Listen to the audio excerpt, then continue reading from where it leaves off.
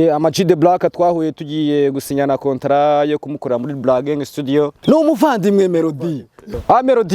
Melody we arabizi. Niyo studio nkubwira Black Gang Studio yaramuzamuye ko niyo yatangiye aririmbamo ko yavuye muri Black Gang Studio ajya muri Future Record. Numvishije ati ngo yari umuraperi byari nibyo cyangwa bababeshye. Itahi wacu wundi yatangiye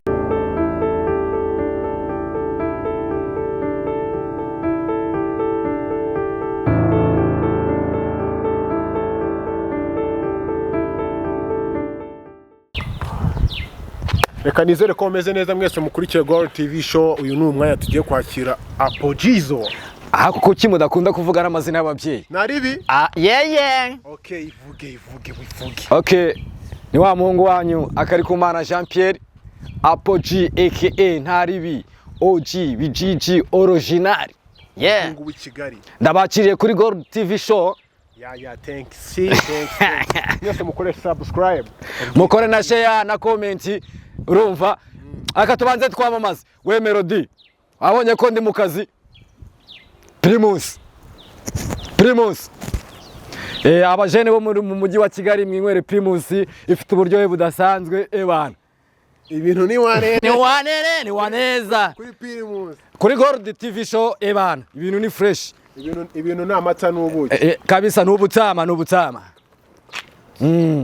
Naribi ya uriyumva utekano kanya ebana ndiyumva fresh meze neza mbonera no ko gushimira Gold TV show yanyakiriye neza kandi namwe murabibona abanyarwandakazi mbonera no gusuza aba diaspora bari mu mahanga mbabwira ni wa muhungu wanyu Apojizo ebana Apoji uri umuhanzi umuhanzi wa danje umukinnyi wa filime wa danje ebana nyine ndi umuntu wa danje muri make ngenda uruganda sibyo ko ntago abanyarwanda babasha kubona uruganda ngo bashe kurikoresha barubyaza umusaruro ariko abasha kurubyaza umusaruro barabizi mu byo kunywa nkunda kwinywera ka Primus kumuvandimwe wanje Itahi wacu Bruce Melody n'uruganda yamamariza kandi urumva nago natandukira rwose kujya kureba umuvandimwe ahadahari mba ndi mu kazi Apoji uri umuhanzi ndi umuhanzi ubuhanzi watangiye impano yawe yo kuririmba ryari ufishemo impano yo kuririmba natangiye ubundi nakundaga ibintu byo kubyina ndibuka ko kera twajyaga tubyina za Mr Nice tubyina ziriya ndirimbo zari zigezweho zaba Professor J zaba Chameleone so nyuma yaho ndi muhagana mu wa gatandatu primaire nibwo impano yo kuririmba yatangiye kuza ebara ndavuga nava mu kudensinga ideni nanjye noneho nkajya nandika imirongo ahubwo nanjye bakayiceza kugira ngo nyoceze by'abandi why not bataceza nanjye byanjye nabahaye niyo mpamvu rero naje kwerekera mu nzu yakoraga music yitaga Black Gang Studio yari yahoze ari Ama-G The Black ababaye i Kanombe cyangwa ababaye i Kanombe murahazi twari dufite studio yitwaga Black Gang Studio so aho niho ninjiriye ndagenda icyo gihe ndibuka ko nahereye ku ndirimbo bitaga ubuzima ni danje ndatryinga ndakomeza kugezana n'ubu ngubu nyikora music. None se indirimbo ya mbere wakoze ya mbere mu buzima bwawe ni ubuzima ni danje bwari ubuzima ni danje icyo gihe byari danje kandi ko icyo gihe ebana muri za 2000 ebana abantu twabaga imihanda nubwo nubu tukiri imihanda none ndirimbo ya mbere wakoze waturimbiraho waribagiwe ebana ko iki wibagirwa lyrics ntago nabyibagiwe ni ibintu byanjye urumva ariko burya ebana nyine ni story ya danje uriya Ama-G The Black ajyari Ama-G The Black twahuye tugiye gusinyana kontra yo kumukora muri Black Gang Studio ndabyibuka icyo gihe niho twahuriye n'umuntu bitaga Piano de Grooveman ba Fireman ba Bulldog ba Green P ndabyibuka ko icyo gihe bazaga mu kajasi ka Kanombe kuri codinga hari n'indirimbo bigeze gukora biti inkovu z'amateka ndizera ko nta munyarwanda utayizi yari irimo ba Bulldog ba RGM harimo ba Lirosizi uwo muntu nshaka kubabwira ni umuntu bita Ama-G The Black buriya yari afite amazina menshi hari Lirosizi Ama-G urumva The Black is back urumva music rero naje kwikomereza muri studio yitwa Black Gang Studio nyuma yaho iza kuza kuyigurisha ayigurisha n'umuntu bitaga Kriji Kriji aza kuza guhita ayihindura Unlimited Records ko icyo gihe yahise ajya Nyamirambo ahita agura Unlimited Records ahita ayikubita na Black Gang Studio urumva zahise ziba yarazikombinye iba studio imwe iba Unlimited Records. So naje kuva muri iyo studio nerekera muri studio bitaga Ray Music. Ray Music marayizi kwa Master Touch Ray P.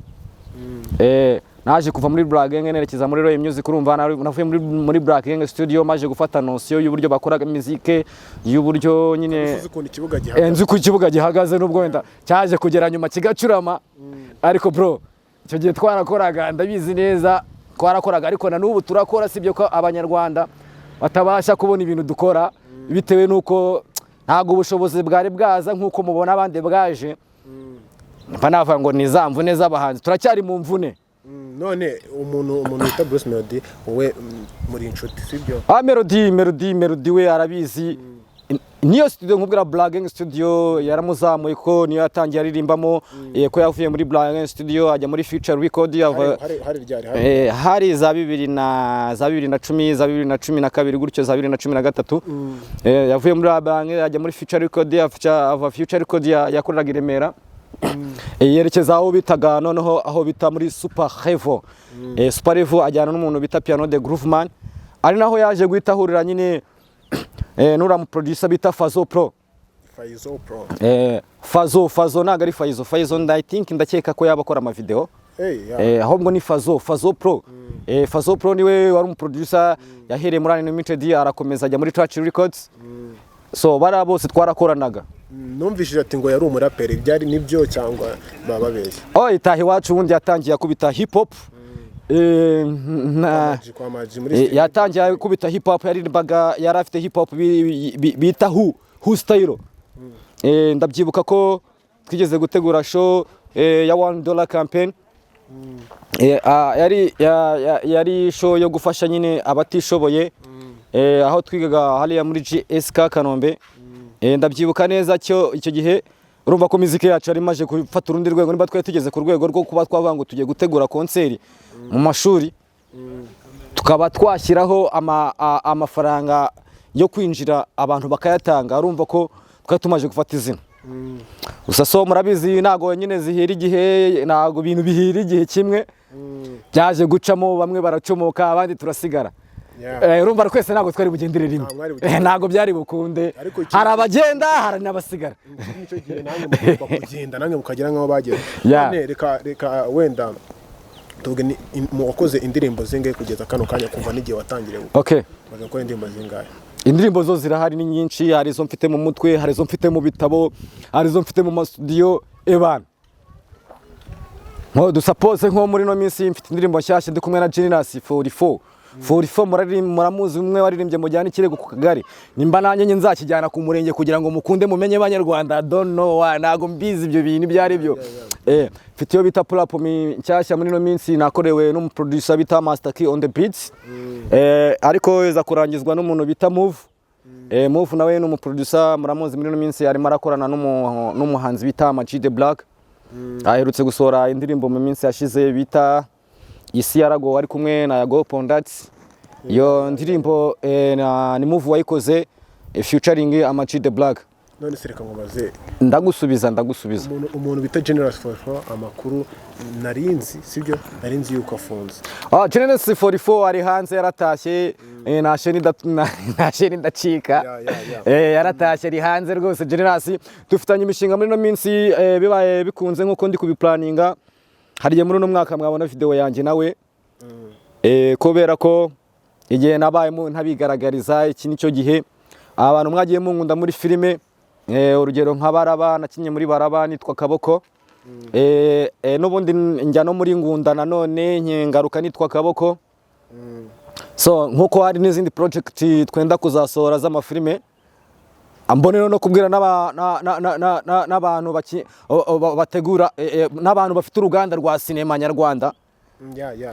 Ndi mu ruganda nanjye bamfata tugakorana nago ari kuvuga ngo naje zakina ahantu hamwe no nemereye kujya gukina muri Seburikoko nemereye kujya gukina kwa Nyakso kwa Patinyo aho hose ndahemerewe ariko ibyo byose ni imikoranire. So mwe mutegura ibintu by'amafilime nanjye navamo umukomedi mwiza cyangwa ndi n'umukomedi mwiza mwazanyegera tukavugana tugakorana kuko ibyo bintu ndabimenyere n'ibintu nzi neza cyane ko kandi nziko neza ko ibyo bintu turamutse duhuje cyangwa duhuje ebana twakora ibintu bikagenda neza. Mwe mufite inganda zikora amafilime nanjye ndimo umukinnyi wa Danje munyakire nkaba n'umuhanzi wa Danje. None ufite iyo ndirimbo ufitanye na General Francois mwayikoze mbere yuko afungwa cyangwa mwayikoze nyuma? Twayikoze before ariko nshaka gukora amashusho ndamubura ebana ndamutegereza ariko ndashima Imana ko nashe ndacika yarasohotse ari hanze. Twahoze tuvuganije ubundi ambwira ko ari tayari yuko tuba twabashe kuba twakora iyo ndirimbo video adeni nkayereka abanyarwanda. Mboneho rero noneho we munyarwanda we mu diaspora aho uri hose aho uherereye hose ukunda umuziki nyarwanda shyiraho itafari mbashe basi kuba nanjye nasohora video muri uno mwaka. Support zirakenewe burya nitukiyemere abantu turakennye kandi umuziki usaba amafaranga murabizi dukenera kujya studio dukenera ibyangwe dukenera transport dukenera ibintu byinshi cyane muri muzike. Burya nimwumva ngo umuhanzi mwaramumenye cyangwa yubatse izina mujye mumenya hiryo zina ryaturutse riba ryaramusurvivinze. Hari nk'umuntu nicara nkumva ngo kubera iki tukuzanye na melody tukaba tutakubona, kubera iki tukuzanye na Magi tukaba tukabona, kubera iki tukuzanye na Basta. No, hari ibintu batanze kugira ngo mubamenye, nanjye hari ibyo ngombwa gutanga kugira ngo mumenye.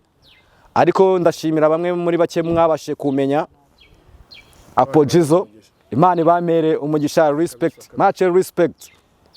Apogin, ubu ngubu umuziki wawe ahantu ugeze uwubaka sibyo, ndakeka nyine ni kure, urabibona hari igihe cyashize byari bigoye ariko ubu ngubu nibuze bishobora kuba byaroroshyemo sinamenya wewe niwe wabitwibwirira. Urabona umuziki twakoraga kera ntago umeze nko muri no minsi, ko muri no minsi urakora umuziki ukaguhemba ukagutunga ukagutungira umuryango, ariko umuziki wa zamani cyari kizavamo. Ubu ngubu rero umuziki wo muri no minsi ni pesa nkore ntago ari kizavamo. Mbere ho banadukuzagaho hari nka concert yigeze kwitabira ebana, iyo concert bankujeho nago nabibahesha abanyarwanda. Ni concert yigeze kubera i Nyagasambu. Icyo gihe ndabyibuka bari banumenze ko ndi buhembwe nari buhembwe amadolari 50, birangira bamaye amadolari 20 bambwira ko bahombye. So ariko maginga ya muziki uriho uri kugutunga, ugatunga umuryango, ugatunga abawe, kubera ko generation turimo yarahindutse. Naribi ubu ngubu umuziki wawe noneho ni icyo ufite kuwukorera muri 2025 ko twatangiye undi mwaka, kandi buri mwaka ugomba kuzana n'ingamba nshya muri kariyeri y'umuziki ubundi kuri buri mu artiste wari we wese. Ebana ingamba mfite muri 2025 nta byibanga. Abataramenye muzamenya, abari munzi ni ibisanzwe byo, ahubwo ngiye mbafitiye ibintu bishya. Muri no minsi ya none ngiye kubashyirira indirimbo hanze ndi kumwe na General 44, ndimo nda planning indi ndirimbo, ndashaka gushaka umuhanzi muzi, ndimo ndavugana na Fireman, hari indirimbo nshaka kuzabashyira hanze ndi kumwe na Fireman. Kandi kuko muri n'inshuti kibiriti turaziranye ko bwa kera. Ari n'indi project nari narapanze kuzasora n'umuhanzi bita RGWM mwuririmba nka Diplomate. Ebana uriya nawe turimo turadiringa, sibyo ko niyo ndirimbo yo twari twamaje kwishyira muri studio, sibyo ko ubushobozi butari butari nyine bya bindi nababwiye zamvune z'abahanzi. Ntago ubushobozi bura bwakaboneka gadeni igihangano nyine gisoke nkuko umuntu abakifuza. Nyine abantu batazi imvune za muzike babumva nyine kari kujya muri studio karirimba ugasoka ukumva birara. No, hari n'ibindi bintu biba bisabwa. Umuziki bura nabari abahanzi hari ibindi bintu badusaba barakomakomeyemo, urumva nabyo bikenewe ngo bishakishwe. Hari ibintu biba bibura nyine kugira ngo mumenye umuntu uwari we n'ibyo akora ibyari byo. Ariko mu buzima busanzwe ibyo akora ababizi abanabisobanukiwe, ahubwo ababura support zanyu. ntago rero support ari amafaranga gusa n'ibitekerezo byanyu birakenewe ariko akarusho nyine amafaranga yabonetse bari byiza cyane ubundi umufungo ni wa mbere kuko iyo ufite umufungo urifunga ariko ubundi itubabwira n'imbuga nkoranyambaga zawe bakora umuziki wawe ibintu bigenze neza ku buryo nyine iyo ndirimbo anytime iramutse isohotse babasha kuba bagiye bakayibona nta kibazo bana kuri YouTube channel nitwa Ntaribi Apogee ariko nta kintu nashyiraho kubera nyine bwa bushobozi bike nahoze mbabwira abanyarwandakazi ariko mu minsi iri imbere ibintu ndabizi neza ko bara bimeze okay. None se kera najyaga numva bakwita ngo Sacyanwa nigeze kukubona muri interview kwa Manibu uri Sacyanwa kanwa kareka ese wagashyize wagakureye iki akazi kaje guhinduka biba ngombwa nyine ko n'ubwanwa bwogosha ubundi nari ndi Sacyanwa Rihaji Oji Kamali Hussein bana brandi n'umwemeramana ndumwemeramana mu idini nitwaga Kamali Hussein ariko hari kibazo njya ngirana n'abanyarwanda yo bakubananye nka Primus nkuko ngo batabati na hano bihure n'idini sibyo idini ry'umuntu ni umutima we abwo ababizi mwabibonye ntago rero idini ry'umuntu ari kugenda uvuga ngo ndi umurokore ndi umusilamu ndi umuga no idini do ese ubundi nka kera cyane mwebwe n'aba Melody niyo mwahuzaga nibuze wenda nk'abantu nyine mutari mwazamuka muri abastari sibyo n'ubu ngubu iyo muhuje ubona ari ihe difference isigaye hari different irimo hagati yanjye na ba Melody na ba Maji the Black n'abandi basani nk'abo bose nyine mwagiye mumenya muzi different irimo ko Majinga ya ari muri Brabasi Amajinga ya umwe ari mu mafi undi ari mu nkoko ari mu mafi ari mu nkoko ari mu mafirigo ngewaho ndi nyine ningiye uhazi urumva nyine turi mu tuzi dutandukanye uzatwemerera tugusure mu kazi bro uzatwemerera tugusure okay nzabamenyesha mu nsange mu kazi ko nkora kugira ngo mukerekane abanyarwanda ntago nicaye cyozo nari ngubajije ari cyo warunchuje nari ngubajije ati kera iyo waga uri kumwe na ba Bruce Melody na Maji the Black n'abandi basane mwese mwaririmbanaga ni benshi ntabwo twavuga ngo Wanene na ba Denax n'abandi benshi n'ubu ngubu iyo wenda ubashe kuba uri kumwe na Bruce Melody cyangwa na Maji the Black ni ihe difference ubona nyine mu mubano wanyu niki cyahindutsemo ikintu cyahindutsemo cyo birumvikana ko hari ikintu kigomba guhinduka iyo nicaranye na Maji tuba tudiringa diru z'akazi yamuye na Melody nawe tuba tuvugana iby'akazi nyine mu gihe kera twicaraga tukavuga ngo twaba tugiye gukina basket twaba tugiye muri siporo ariko ubudiru ziriho n'akazi kandi banyarwanda murabizi ko ikintu kibeshejeho umuntu n'akazi rero ubundi abapeti yo mukiri abana mwumva ko ejo hanyu nyine ibintu byose bizaba ari good ariko iyo maje kwigira mu myaka yo hejuru nibwo ubona ko isi yatangiye kugira ute kwikaraga no kugusiga byose ubu Majinga ya rero okay reka dushime mbashe no gushimira ubiteka usumba byose kuko hari abaciyeho batakiri kuri buno butaka rest in peace Jay Polly rest in peace Kizito rest in peace Yanga abara nyine Imana arabakunzi rabatwara ariko kuba nyiriho nta kintu natanze ndashima Imana mbone rero gushimira abanyarwanda n'abanyarwandakazi babaye bagihumeka umwuka w'abazima wabyuka mu gitondo waryama nijoro ugishima Allah subhanahu wa ta'ala ibyo bizagufasha nabyo biba amasengesho mu dusengera amasengesho dusenga Majinga niyo atumye tuba abo tugomba kuba turi bo none wavuze yuko wewe ikintu wikundira no kunywa ikinyobwa wanavuze yuko ikintu gituma unagikunda cyane ari kubera ari umuntu w'inshuti yawe ucyamamariza Bruce Melody no umuvandimwe Melody ese buriya aramutse akubwiye ati Apogee ngino dukora akazi waba uri ready kandi nyine ari munyakazi nanjye ndi munyakazi nawe uri munyakazi ushatse kumwiba izina rye oya abantu twese turi ba munyakazi ahubwo hagahita icyo twakwita icyitekererezo cy'akazi nubwo buryo nawe uri umunyakazi nanjye ndi munyakazi Apogee Apogee ugiye kudukubita indirimbo yawe yes yawe yes nziza yaba yaragushimishije mu ndirimbo zose waba warakoze itudutamo indirimbo ya Danger modale nyinshi cyane. Ntuzagire ikibazo apojizo nduwawe ibyo bavuga ntukajye ubyitaho iye. Mbone no gushimira Puff G twaraburanye ebana. Nubona kino kiganiro cyo kuri Gold TV show ebana ugerageze duhure ebana. Mfite project nyinshi cyane umfashije Puff G twazahura twereka abanyarwanda ibintu twaruhiye muri Roy Music. Mbone no gusuza mu producer wanjye Roy P Master Touch. Mbone no gusuza mu producer wanjye bita Piano de Grooveman. Mbone no gusuza mu producer wanjye bita Master Key on the Beats. Mbone no gusuza mu producer wanjye bita Move ebana. Abo naba producer b'ingenzi. Ubwo nago navuze ba Fazo Pro, nago navuze ba Evidex on the beat. On the beat.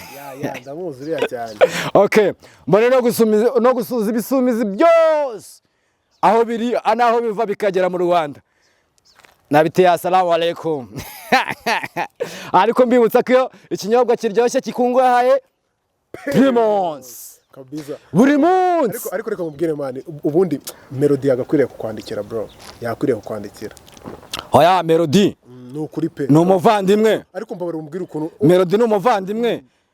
Ihera igihe nikigera kizaba cyageze. Imagine yuko njyewe nyikubwira ati ngo warese tugakora sibyo. Ikintu cya mbere wambwiye ati nshaka kubona Primus. Ku buryo ndi bukore mfite Primus. Ebana. Iyo kintu cyonyine ni ikintu gikwiye kubahwa mani. Primus mu buzima busanzwe ababizi cyangwa abayinywa ikungahayemo ibyo kurya. Iterana kanyabugabo. Abajene bo mu mujyi wa Kigali nabonye biyahuza ibyuma. Sinywa ibyuma nitunahura ntuzangurira icyuma pe. Wowe winywera Primus. Kabisa. Melody wubahwe. Kabisa. Ufite akazi keza. Yeah. Wamamagariza uruganda nkunda kunyweramo. Yeah. Wubahwe kabisa. Yeah. Kabisa reka dushimire abantu bose bakomeze gukurikirana kino kiganiro man. Reka dusoze sibyo gira ikintu nyine wabwira abantu badukurikiye ubundi dusoze nta kibazo. Tuzakora ibiganiro byinshi cyane turi kumwe.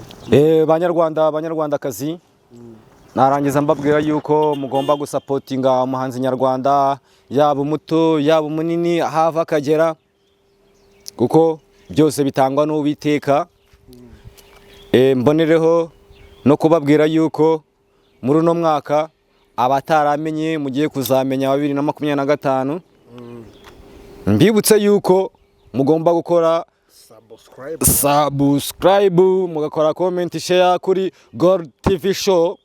Imana ikomeze bahereza umugisha. Ibyo bizadufasha kandi azabiduheremo umugisha. Kubashaka kumenya kubashaka kumfasha ku supportinga my number is 0789825540. Support yawe irakenewe hanyuma tukikomereza nkakwereka ibishyashya mfite muri uyu mwaka wa 2025. God bless. Gold TV show. Nyagasana bamera umugisha wageze iwanyu nicwa n'icyaka nicwa n'inzara. Peace.